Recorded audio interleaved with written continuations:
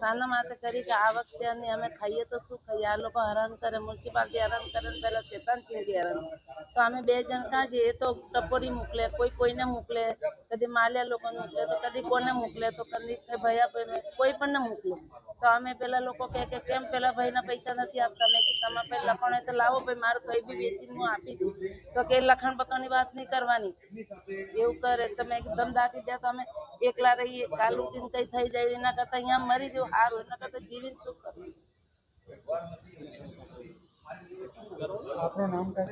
મારું નામ શ્યામ કપૂરજી ગેહલોત, B132 જલારામ નગર, Gujarat housing પાંડેસરાના રહેવાસી. ઈચ્છા મૂર્તિનું અરજી આપવા. કેમ ઈચ્છા મૂર્તિ આ ઉંમરમાં? આ ઉંમર 73 ઉંમર છે મારી. હવે સાહેબ એ લોકો જીવા દેવતા નથી, સોપારી બાજ જીવા નથી દેતા. જવું તો સોપારી બાજમાં એક તો એક નરપતસિંહ ચુડાસમા કરીને ને એક બીજો છે શૈતાનસિંહ રતનસિંહ રાઠોડ.